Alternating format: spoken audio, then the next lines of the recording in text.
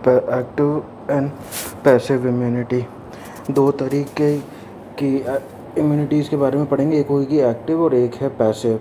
Active immunity वो immunity होती है जब कोई भी फॉरेन पैथोजन अपने बॉडी के अंदर आए, ठीक है, और फिर उसके बाद में जो भी एंटीबॉडीज़ प्रोड्यूस करी जाती हैं अपनी होस्ट बॉडी के द्वारा।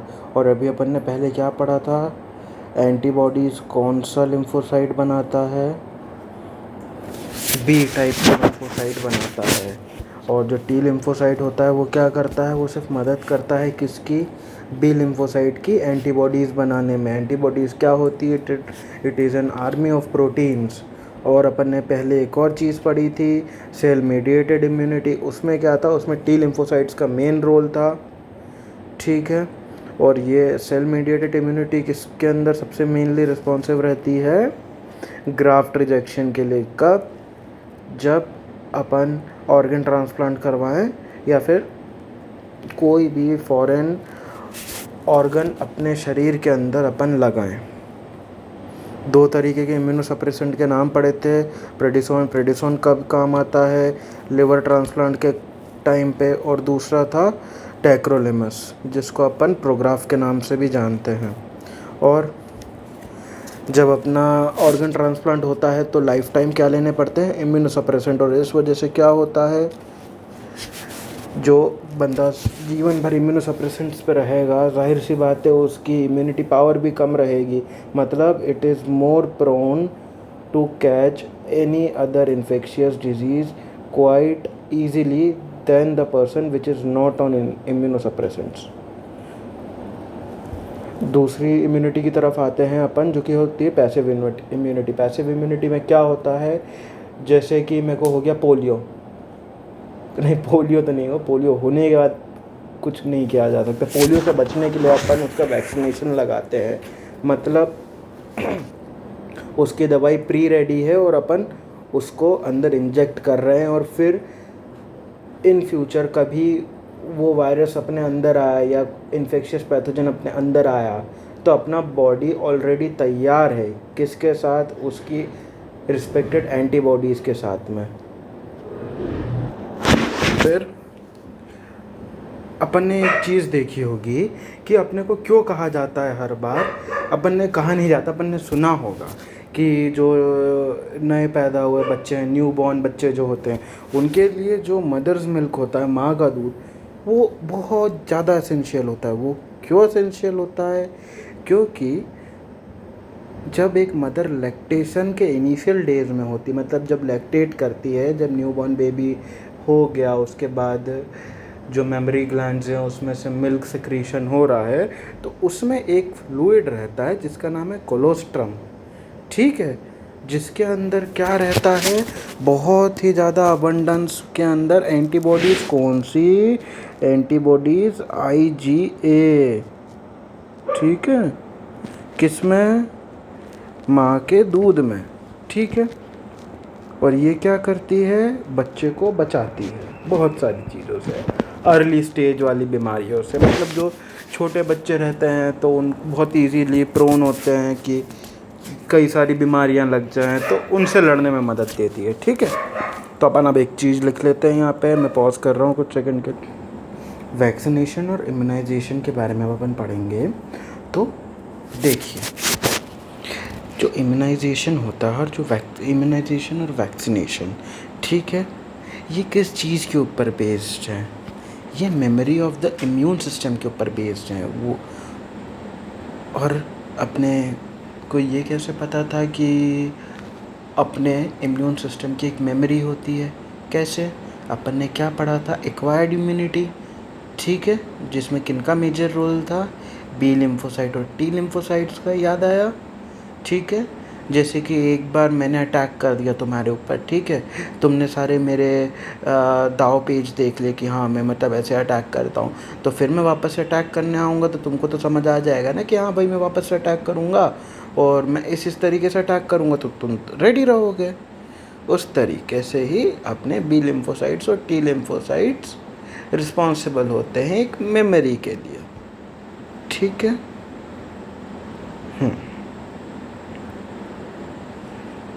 और वैक्सीनेशन के अंदर, इम्यूनाइजेशन के अंदर क्या होता है, प्रिपरेशन करके रखते हैं किस चीज़ की, उन तरीके की प्रोटीन्स की जो पैथोजन के लिए जानलेवा है, जिनके लिए हानिकारक है ना, उस तरीके के प्रोटीन्स का मिक्सचर होता है। और या फिर इनएक्टिवेटेड या वीकंड पैथोजन।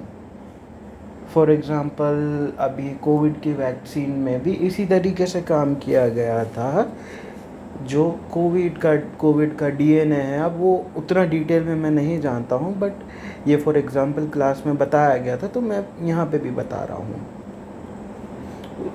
उसमें कोविड के टाइम पे उन्होंने लिया किसका, कोविड का सैंपल, उसका एक्सपोज़र किया कई सारे प्रोटीन्स के साथ जो उसके लिए हार्मफुल थे, उसको वीकेंड फॉर्म में लाए वो लोग, ठीक है।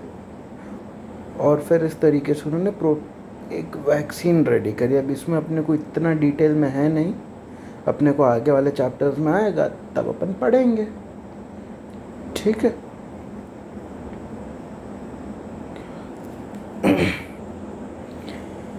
फिर इस तरीके से वैक्सीन तैयार किया गया, और जो वैक्सीन है, ठीक है, उसको अपने शरीर के अंदर छोड़ा गया, ठीक है। तो फिर जितने भी अपने शरीर के अंदर उस बीमारी के या फिर उस वैक्सीन से इक्विवेलेंट जो भी बीमारी है उसके पैथोजेंस होंगे, ठीक है, वो उनको एकदम ही न्यूट्रलाइज कर देगा, एकदम ही डिस्ट्रॉय कर देगा, ठीक है। और जो वैक्सीन्स होती हैं, वैक्सीन्स भी मेमोरी जनरेट करती है, ठीक है, किसकी तरह, बी और टी सेल्स की तरह। कौन से B T cells, lymphocyte cells, WBCs, ठीक है। तो वैक्सीन्स भी क्या करेंगे, उन्होंने जनरेट करी अपनी एक मेमोरी, ठीक है। तो वापस से कोई पैथोजन आ गया अंदर, फिर क्या किया उन्होंने, क्या किया, पहला वाला रिस्पॉन्स कैसा रहता था, एक्वायर्ड इम्यूनिटी में हल्का फुल्का, दूसरा वाला कैसा था, हाईली इंटेंसिफाइड। तो उनके पास क्या रहेगी, एक बड़ी सी आर्मी रहेगी, किसकी, एंटीबॉडीज़ की। फिर वो क्या करेंगे, पैथोजेंस को मार देंगे, ठीक है। हाँ, और फिर जैसे कोई एक इंसान है, वो बहुत ही ज़्यादा एकदम ही गंभीर बीमारी से पीड़ित है, ठीक है, और जिससे बचने के लिए उसके अंदर अपने को एकदम हैंड टू हैंड खड़े पे वैक्सीन देना पड़ेगा, ठीक है। जैसे इसमें अपने को NCERT में एग्जांपल दे रखा है टेटनस, ठीक है। तो फिर अपन ने क्या किया, वापस से वही परफॉर्म्ड एंटीबॉडीज़ या फिर एंटीटॉक्सिन डाल दिए। ये दोनों क्या थे, preparation of antibodies to the toxin. Toxin इसमें किसको रेफ़र किया गया है, पैथोजन को रेफ़र किया गया है, ठीक है। और स्नेक बाइट के भी केसेस में, ठीक है, स्नेक बाइट के केस में अपन एंटीवेनम डालते हैं, ये हो गया। तो जो भी इस तरीके के इम्यूनाइजेशन होते हैं, इनको पैसिव इम्यूनाइजेशन कहा जाता है। किनको, कि जैसे मेरे को सांप काट लिया, सांप ने काटा मेरे को, फिर उसके बाद क्या किया, मैं एंटीवेनम लगवाया अस्पताल में जा कर के। तो जो भी इस तरीके के केसेस रहेंगे उसको अपन क्या कहेंगे, पैसिव इम्यूनाइजेशन। और हाँ, अब एक अच्छी चीज़ जो रिकॉम्बिनेंट DNA टेक्नोलॉजी है, ठीक है, तो उसकी वजह से अपने को एक बहुत बहुत अच्छा फ़ायदा हुआ है। वो फ़ायदा क्या है कि अब अपन एंटीजेनिक पॉलीपेप्टाइड तैयार कर सकते हैं पैथोजन के, एक सेकंड, हाँ, पॉलीपेप्टाइड तैयार कर सकते हैं किसके, उस पैथोजन के खिलाफ लड़ने वाले एंटीजेनिक मटेरियल के, किसके अंदर, बैक्टीरिया और ईस्ट के अंदर। ये चीज़ इसमें ध्यान रखने वाली है, ठीक है। और जो जो वैक्सीन्स रिकॉम्बिनेंट DNA टेक्नोलॉजी के द्वारा बनी गई हैं, वो क्या होती हैं, वो एक बहुत ही ज़्यादा लार्ज स्केल प्रोडक्शन पर होती हैं। क्यों, क्योंकि उन्हें बहुत इजीली बना लिया जाता है और बहुत ज़्यादा तादाद में बना लिया जाता है। ठीक है। और इसी का एक एग्जांपल क्या है, हेपेटाइटिस बी की वैक्सीन, जो कहाँ से प्रोड्यूस करी गई, ईस्ट में से प्रोड्यूस करी गई। कौन सी टेक्नोलॉजी के द्वारा, रिकॉम्बिनेंट डीएनए की टेक्नोलॉजी के द्वारा। ठीक है। अपन पढ़ेंगे क्या, एलर्जीज के बारे में। ठीक है। रुको अपन हाइलाइटर का कलर बढ़िया सा देख लेते हैं, है ना। एलर्जीज, ठीक है। अपन जैसे कहीं पे ट्रैवल करते हैं तो सर्दी तो नहीं, ऐसे बार बार छींक आ जाना, धूल मिट्टी में जैसे अपने को मुंह पे रैशेस हो जाना, तो ये सब किसका एग्जाम्पल है, ये एलर्जी का एग्जाम्पल है। ठीक है। और एलर्जी के साथ साथ अपन यहाँ पे एक और टर्म दिखेंगे, एलर्जन। तो एलर्जन क्या होते हैं, जैसे अपन ने पहले पढ़ा था जो बीमारी कॉज करवाते हैं वो क्या होते हैं, पैथोजन। वैसे ही जो चीज़ें अपने को एलर्जी कॉज करवाए वो क्या हो गई, एलर्जन हो गई। एलर्जन में क्या क्या आएगा, फॉर एग्जाम्पल पोलन, माइट्स और भी बहुत सारे। अपन और आगे देख लेते हैं, mites and dust, pollen, animal dander etcetera. ठीक है।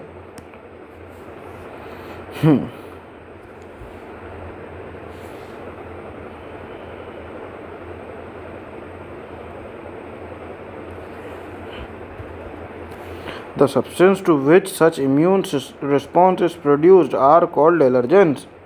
Substance to which such an immune response is produced is called allergens. फिर जो एंटीबॉडीज प्रोड्यूस होती हैं एलर्जी से फाइट करने, एलर्जन से फाइट करने में, वो कौन सी होती हैं, those are only of IgE type. ये याद रखे जाए, the antibodies produced IgE type. ठीक है।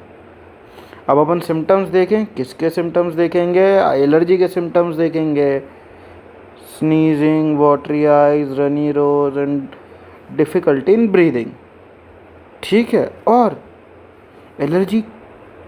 एलर्जी अपने को हुई, ठीक है, किससे हुई, एलर्जन से हुई।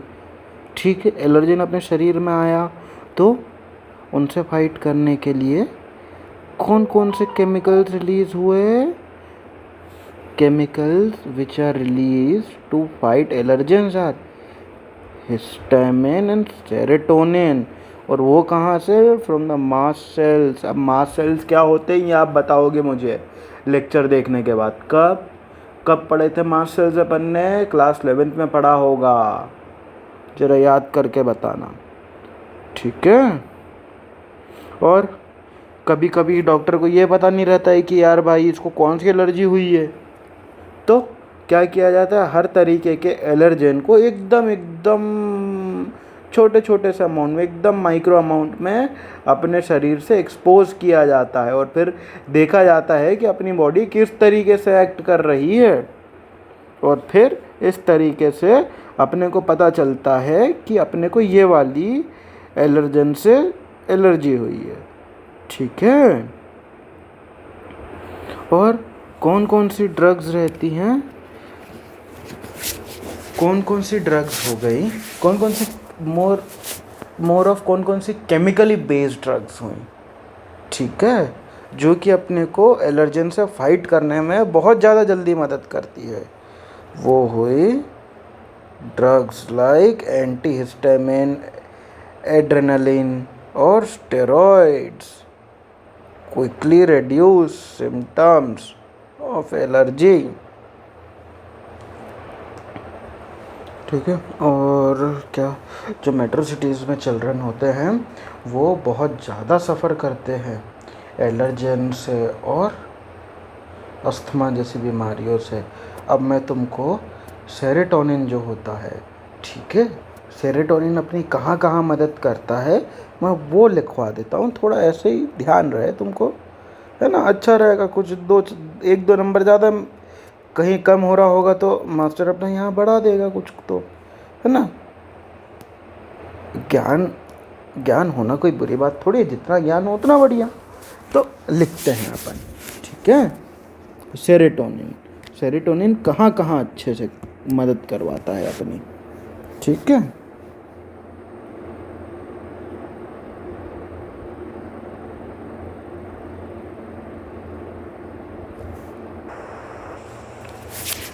अब अपन पढ़ रहे हैं ऑटो इम्यूनिटी। ऑटो इम्यूनिटी किसके अंदर होती है? ओनली इन हायर वर्टिब्रेट्स, ठीक है। अब इनके पास क्या कैपेबिलिटी होती है कि ये डिस्टिंग्विश कर लेंगे किसके अंदर, फॉरेन मॉलिक्यूल्स और फॉरेन ऑर्गेनिजम्स के अंदर, जब वो उनकी बॉडी के अंदर घुसेंगे, ठीक है। और दूसरे तरीके से क्या देखा जा सकता है कि कुछ कुछ तरीके की जेनेटिक डिफॉर्मिटीज़ होती हैं जिसकी वजह से सेल्स, बॉडी के सेल्स खुद ही के सेल्स को मारने लगते हैं। फिर this results in vast damage to the body itself, and this kind of condition is called autoimmune disease. Rheumatoid arthritis is a very fine example of a autoimmune disease. Human immune system किन किन चीज़ों से मिलके बनता है? lymphoid organ, tissue, cells and soluble molecules like antibodies, ठीक है। Immune system क्यों यूनिक होता है? क्योंकि रिकॉग्नाइज करता है किसको? फॉरेन एंटीजन्स को, responds to them and remember them, ठीक है।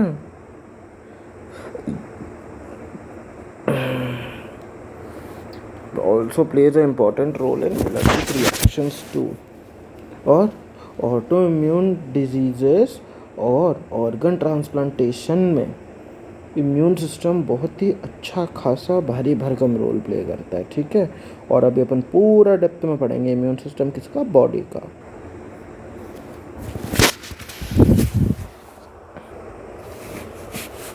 लिम्फॉइड ऑर्गन, लिम्फॉइड ऑर्गन्स कौन से ऑर्गन्स होते हैं जहाँ पे ओरिजिन होता है और फिर मैच्योरेशन होता है, प्लोरिफरेशन होता है किसका? लिम्फोसाइट्स का। लिम्फोसाइट्स क्या थे? WBCs थे, ठीक है। प्राइमरी लिम्फॉइड ऑर्गन्स कौन कौन से हैं? Bone marrow and thymus. अरे यार सही से हो जा, ठीक है। इमेच्योर लिम्फोसाइट्स होते हैं वो डिफरेंशिएट किन में होते हैं? एंटीजन सेंसिटिव लिम्फोसाइट्स में। मतलब जब एक WBC अपने लाइफ स्टेज के अर्ली साइकिल पे होता है तब तो वो एक किसी भी फॉरेन पैथोजन के पक्ष में, मतलब विपक्ष में खड़ा हो नहीं सकता। तो जब वो अपना मैच्योरिटी की स्टेज में आता है, ठीक है, तो वो क्या हो जाता है? एंटीजन सेंसिटिव लिम्फोसाइट, ठीक है। जब मैच्योरेशन होता है फिर ये लिम्फोसाइट्स कहाँ पर जाते हैं? कौन कौन से लिम्फॉइड ऑर्गन्स में? और याद रखने वाली बात है, lymphoid organs, secondary lymphoid organs जिनके एग्जांपल है spleen, lymph node, tonsil. Pair patches क्या होते हैं? स्मॉल इंटेस्टाइन में और अपेंडिक्स में, ठीक है। आफ्टर मैच्योरेशन लिम्फोसाइट माइग्रेट, ठीक है। अब जो सेकेंडरी लिम्फॉइड ऑर्गन्स है वो क्या करते हैं? वो उनको एक साइट, एक जगह देते हैं किसके लिए? इंटरैक्शन के लिए। किसके अगेंस्ट में? एंटीजन के, ठीक है। अब यहाँ पे तुम्हारे सामने बार बार एक वर्ड आ रहा होगा, प्रोलिफरेट। अब मैं तुमको प्रोलिफरेट का मीनिंग लिखवा देता हूँ। क्या होता है प्रोलिफरेट का? मतलब रैपिडली डिवाइड करना, रैपिडली मल्टीप्लाई करना एक्चुअली, ठीक है। अरे यार ये तो बहुत बड़ा चल रहा है यार, बड़े यार। चलो अपन अपना छोटा वाला पुराना पेन चलाते हैं, ठीक है। ये मस्त सा कलर। अरे यार भाई साहब,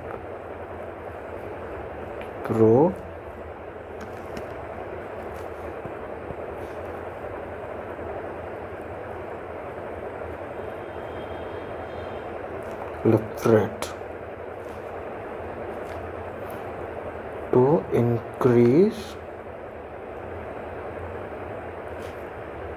rapidly. ठीक है।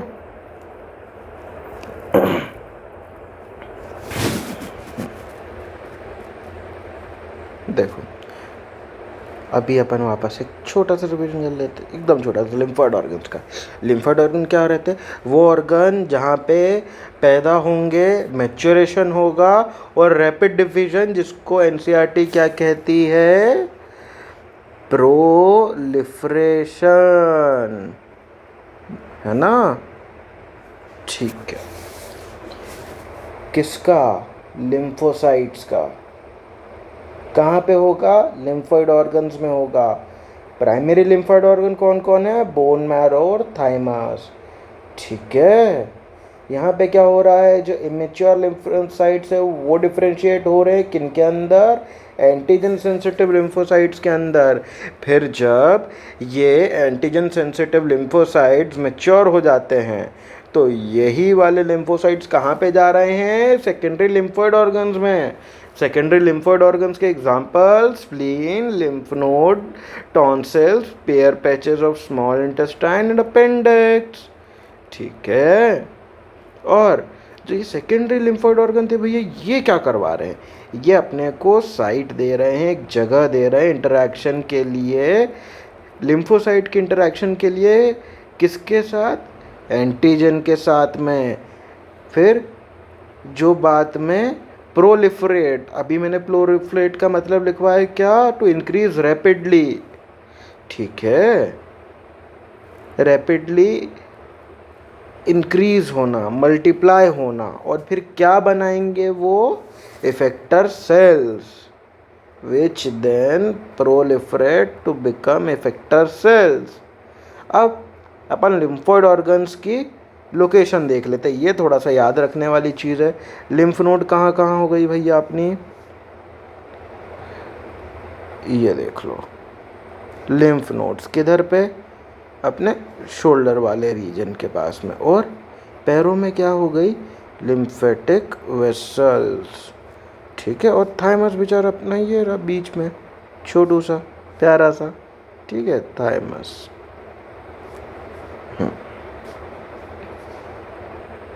चलो अभी ना मैं आपको ये जो अपना छोटू सा दिख रहा है बीच में, प्यारा सा काला काला सा, उसके बारे में बताता हूँ।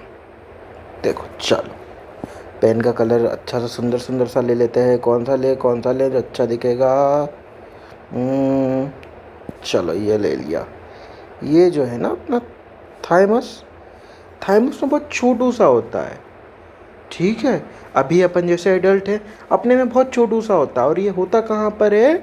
ये बीनीथ द हार्ट। कहाँ पर? Located near the heart, beneath the breast bone. ठीक है, सॉरी मुझसे गलती हो गया था। और जो थाइमस का साइज होता है वो जब अपन पैदा होते हैं तो तब काफ़ी बड़ा होता है। पर जैसे ही जैसे अपन एडोलेसेंस में आते हैं, अपन एडल्ट होते जाते हैं, ठीक है, प्यूबर्टी तक आते आते क्या होता है? बहुत छोटा होने लगता है, बहुत छोटा। It keeps slowly and gradually reducing it's size. ठीक है। The thymus is quite large at the time of birth but keep reducing in the size with age, and by the puberty is attained it is reduced to a very small size. ठीक है। देखो अभी अपन ने क्या पढ़ा था ऊपर? दो प्राइमरी लिम्फोइड ऑर्गन्स कौन कौन से? बोन मैरो और थाइमस। थाइमस के बारे में तो मैंने बताया अभी आपको। कहाँ पे होता है? छोटू सा होता है, दिल के पास होता है और ब्रेस्ट बोन के नीचे होता है। जब अपन पैदा हुए तो बहुत बड़ा अरे यार सॉरी, एक सेकंड पॉज करो। अपन ने थाइमस के बारे में देखा। जैसे जैसे अपन बड़े हुए, अपनी प्यूबर्टी हो गई, अपन एडल्ट हो गए, तो बहुत छोटू सा हो गया साइज में, ठीक है। फिर एक और था ऑर्गन, कौन सा ऑर्गन? प्राइमरी लिम्फोइड ऑर्गन, ठीक है, जिसका नाम है बोन मैरो। तो bone marrow is the main lymphoid organ जहाँ पे सारे ब्लड सेल्स और लिम्फोसाइट्स प्रोड्यूस किए जाते हैं, ठीक है। बहुत इंपॉर्टेंट पॉइंट याद रखना है ना, bone marrow is the main lymphoid organ where all blood cells including lymphocytes are produced, ठीक है। थाइमस एक छोटू सा लोब्ड सा ऑर्गन है, ठीक है, प्यारा सा। चलो यार, अब लिम्फोसाइट लिम्फोसाइट लिम्फोसाइट इतनी देर हो गई ये एक वर्ड लिखते हुए, सुनते हुए, पढ़ते हुए, ठीक है। अपने को ये तो पता है यार कि ये एक तरीके का वाइट ब्लड सेल है, ठीक है। पर अपन इसकी भी छोटी मोटी सी विशेषताएं पढ़ ले, अपनी ही बेटर अंडरस्टैंडिंग के लिए, अपने को ही आगे काम आएगा। ज्ञान जितना हो उतना कम है, ठीक है। तो अपन लिख लेते हैं। चलो, पेन का कलर अच्छा सुंदर सा इस बार ये कलर ले लेते हैं, ठीक है। चलो लिखते हैं अपन लिम्फोसाइट के बारे में।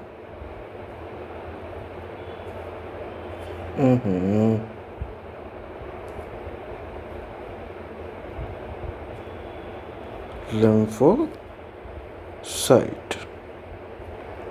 ठीक है। क्या होता है lymphocyte? A form of small nucleoside.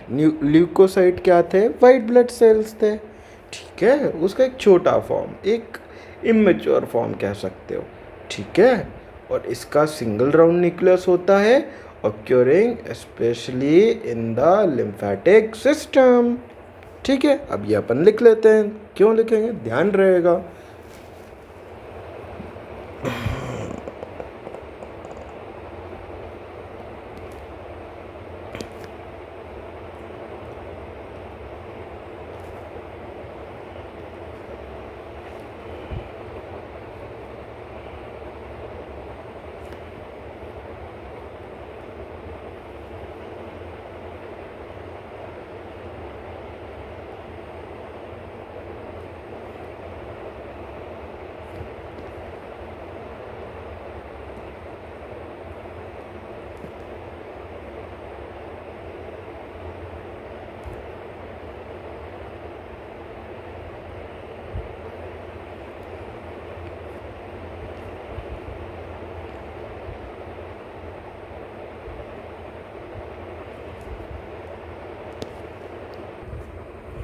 अब लिम्फोसाइट के बारे में अपन ने लिख लिया, लिम्फोसाइट क्या होते हैं। अभी मैं ऐसे ही एक और वर्ड के बारे में बताऊंगा आगे चल के, थोड़ा सा ही आगे, ठीक है। हाँ, अब जो कि अपने प्राइमरी लिम्फोइड ऑर्गन्स थे कौन कौन? बोन मैरो और थाइमस। ये क्या करवाते हैं? ये माइक्रो एनवायरनमेंट देते हैं, एक तरीके के सूटेबल कंडीशंस देते हैं, किसके लिए? For development and maturation of T lymphocytes, ठीक है। फिर अपन पढ़ते हैं अब सेकेंडरी लिम्फोइड ऑर्गन्स के बारे में। स्प्लीन के बारे में पढ़ लेते हैं। स्प्लीन क्या होती है? चलो, अपना हाइलाइटर कहाँ गया? स्प्लीन एक लार्ज बीन शेप ऑर्गन होती है, ठीक है, जिसमें क्या होते हैं? मेनली लिम्फोसाइट्स होते हैं और फेगोसाइट्स होते हैं। अब देखो, फेगोसाइट अभी अपन ने कहाँ पढ़ा था? फेगोसाइटोस शायद अपन ने ऊपर पढ़ा था। इम्यूनिटी में कौन सी इम्यूनिटी में पढ़ा था? बताओ जल्दी से, बताओ, पढ़ा है ना तुमने? चलो देख लेते। मेरे हिसाब से तो अपन ने बैरियर्स में पढ़ा था फेगोसाइटोस, है ना?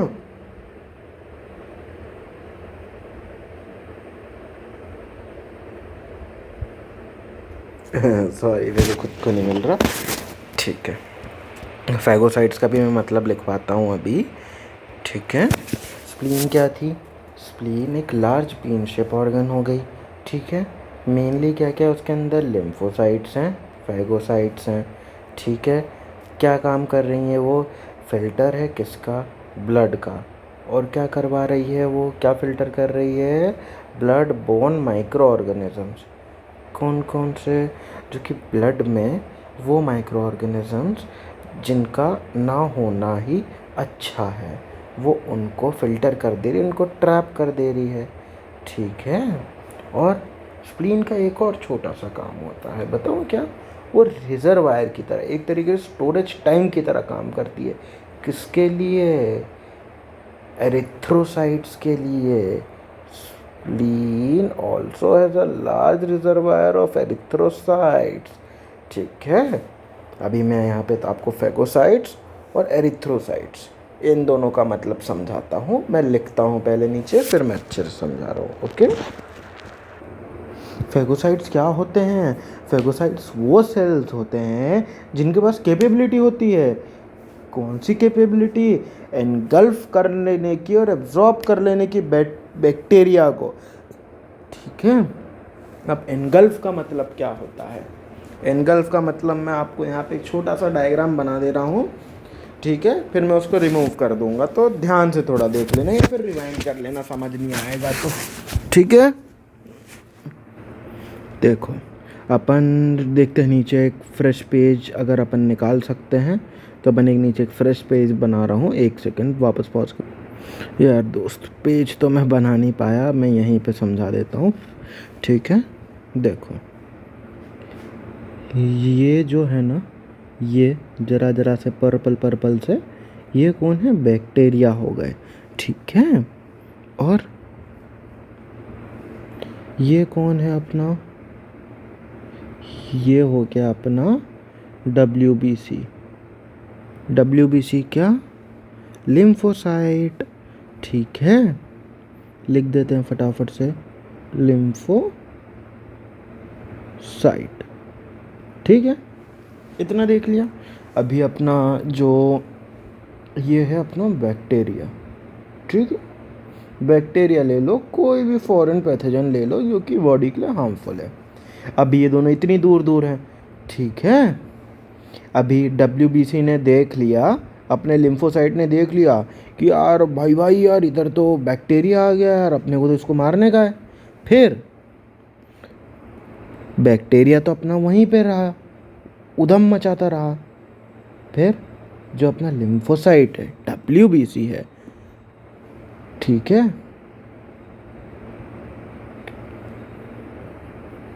सॉरी, एक्चुअली मैं बहुत थक गया था। जो अपना फेगोसाइट है, सिर्फ फेगोसाइट के पास ही ये कैपेबिलिटी होती है, ठीक है। वापस से करते हैं, ये phagocyte, phagocyte, really sorry Krishna, really sorry यार दोस्त, इरिटेट मत होना, रियली सॉरी यार, मैं थक गया था सच में अभी बहुत, रियली सॉरी, है ना। ये एक फेगोसाइट है, ठीक है। इसने देख लिया कि बैक्टीरिया यहाँ पे बैठा हुआ है, ठीक है। फिर उसके बाद क्या किया? ये आ गया अपना फेगोसाइट, ठीक है। इसने खुद के शरीर को थोड़ा सा बड़ा कर लिया, फेगोसाइट, ठीक है। शरीर को बड़ा कर लिया और ये क्या कर रहा है? धीरे धीरे, दूसरे रंग से कर रहा हूँ, थोड़े से इसी के शेड से मिलता जुलता, ये लो। ये इसने क्या किया? ये बिड़ू ने ये ऐसा धीरे धीरे धीरे धीरे धीरे धीरे ऐसा ऐसा घेरने लगा इसको इस साइड से। फिर जब इसने इसको पूरा घेर लिया, ठीक है, तो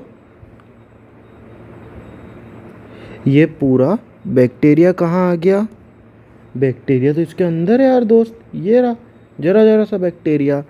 फिर जो अपनी फेगोसाइट की वॉल्स थी, फेगोसाइट्स की वॉल क्या होने लगी? छोटी होने लगी। और छोटी क्यों होने लगी वो? क्योंकि उसको क्या करना है? उसको बैक्टीरिया को मारना है और उसको डाइजेस्ट करना है, बैक्टीरिया को या पैथोजन को, ठीक है। ये लो, ये एकदम छोटी छोटी सी छोटी छोटी सी छोटी सी छोटी सी होगी, ठीक है। फिर स्लोली एंड इवेंचुअली ये वॉल और ज़्यादा छोटी होती जाएगी, छोटी छोटी छोटी छोटी, और फिर बस बैक्टीरिया का हो गया नामो निशान गायब, बैक्टीरिया और पैथोजन का। और जीता कौन? फेगोसाइट जीत गया, ये, ठीक है। कृष्णा, जरा आपसे एक सवाल पूछूंगा, एरिथ्रोसाइट का मतलब बताओ यार। एरिथ्रोसाइट तो पता ही होगा यार तुमको भाई। चलो मैं ये बता दूँ, भूल गया था कि तुम सामने ही नहीं बैठे हो। एरिथ्रोसाइट्स क्या होते हैं? एरिथ्रोसाइट्स रेड ब्लड सेल्स होते हैं ह्यूमंस के अंदर। अरे यार साला फिर फ़ोन। रेड ब्लड सेल्स होते हैं एरिथ्रोसाइट्स, और रेड ब्लड सेल्स के अंदर एक चीज़, क्या, उनके अंदर न्यूक्लियस नहीं होता, ठीक है? और ये यही तो रीज़न है कि अपना खून लाल होता है। और क्यों लाल होता है? क्योंकि उसके अंदर हीमोग्लोबिन पिगमेंट है, ठीक है, जो कि लाल सा कलर लाता है अपने खून में। ओके। और एरिथ्रोसाइट जो अपने आरबीसीज होते हैं, ये क्या करते हैं? ट्रांसपोर्ट करते हैं ऑक्सीजन और कार्बन डाइऑक्साइड, ठीक है, टिश्यूज़ के अंदर से, सेल से। ठीक है, मैं यहाँ पे लिख देता हूँ, नहीं तो फिर तुम कंफ्यूज हो जाओगे कि यार पढ़ा तो दिया धन धनाते से, पर मतलब कुछ नहीं बताया। नहीं तो तुम भी सोचोगे ना यार कि यार निखिल भाई ने तो वही किया यार, एनसीईआरटी पढ़ ली, वो तो मैं भी पढ़ लेता। अब इसके अंदर के मतलब ही तो समझने थे, क्या कैसा है वो समझना था, वो तो पढ़ाया नहीं, तो क्या मतलब? ठीक है, चल तो मैं बता देता हूँ, है ना। अपन पढ़ लेते हैं लिम्फ नोड के बारे में, ठीक है। लिम्फ नोड क्या होते हैं? बहुत ही एक छोटे से सॉलिड स्ट्रक्चर होते हैं, different part of the bodies में होते हैं। अभी मैं आपको डायग्राम से भी एक बार अच्छे से पेन से बना के दिखा दूंगा कि कहाँ कहाँ पर हो रहे हैं, अच्छे से समझ आ जाएगा, ठीक है। लिम्फ नोड्स छोटे से स्ट्रक्चर्स थे located different points along the lymphatic systems, ठीक है। और लिम्फ नोड का काम क्या था? वो ट्रैप करते हैं फॉरेन माइक्रो ऑर्गेनिज्म को और एंटीजन को। एंटीजन क्या थे? फॉरेन पार्टिकल जो कि हमको नुकसान पहुंचा रहे हैं, ठीक है। और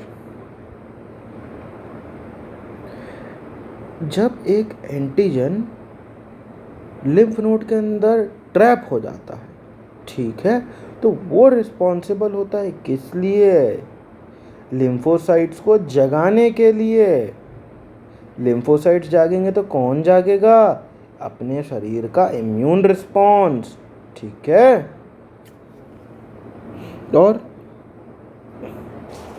ठीक है, चलो अब अपन जो लिम्फ नोड्स के बारे में पढ़ा है वो अपन थोड़ा सा मेन चीज़ जो एनसीईआरटी कह रही है उसको अंडरलाइन कर लेते हैं, ठीक है। लिम्फ नोड्स क्या थे? सॉलिड स्ट्रक्चर थे located different parts of lymphatic system, ठीक है। लिम्फ नोड ने क्या किया? ट्रैप करा किसको? माइक्रो ऑर्गेनिज्म और अदर एंटीजन को। और वो जो एंटीजन थे उन्होंने क्या करवाया? वो रिस्पॉन्सिबल थे किसको जगाने में? लिम्फोसाइट्स को। और लिम्फोसाइट्स जागे तो क्या जागा? अपने शरीर का इम्यून रिस्पॉन्स सिस्टम, ठीक है।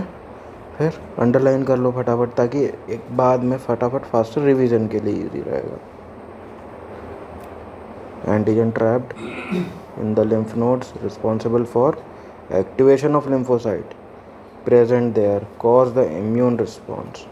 और जो अपन अंडरलाइन करते हुए चल रहे हैं, अपन ज़्यादा से ज़्यादा कोशिश ये करें कि अपन इसको बुकिश लैंग्वेज में ही याद रखें। अभी तो अपन बोर्ड्स में बना करके लिख लेंगे अपनी भाषा में, पर जब अपन नीट में आएंगे तब तो अपने को एकदम बुकिश लैंग्वेज वाले ही सवाल आएंगे। तो ज़्यादा बेटर यही रहे कि अपन अभी से थोड़ा अच्छा लेवल का तगड़ा पढ़ लें, ठीक है। चलो अब अपन माल्ट के बारे में पढ़ते हैं, ठीक है।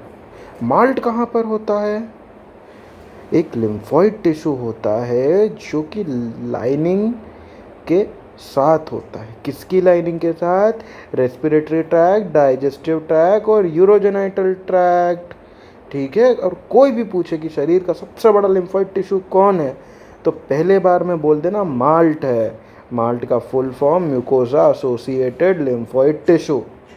और पूरे शरीर का 50% लिम्फोइड टिश्यू कौन बनाता है? माल्ट बनाता है। एक बार अच्छे से अपन डायग्राम को देख लेते हैं, कभी एग्ज़ाम में दे दिया 1-2 नंबर में, तो अपने को ध्यान तो रहे कि कहाँ पे क्या चीज़ थी। देखो अलग अलग पेन को यूज़ करेंगे, तो लाल पेन अपन यूज़ कर लेते हैं लिम्फ नोड्स के लिए। तो लिम्फ नोड्स कहाँ से थी? यहाँ से ये आ गई यहाँ, दिख भी नहीं रहा भाई साहब, ये तो थोड़ा सा मोटा कर लेते हैं।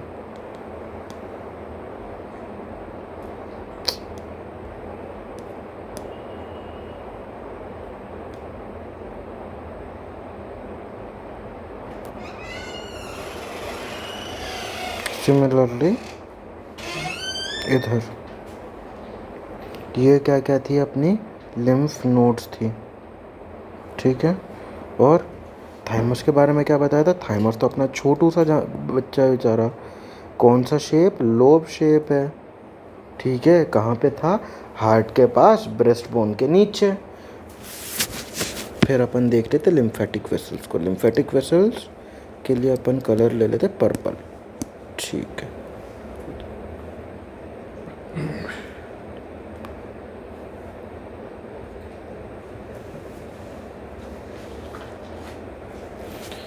यहाँ पे रही लिम्फेटिक वेसल्स।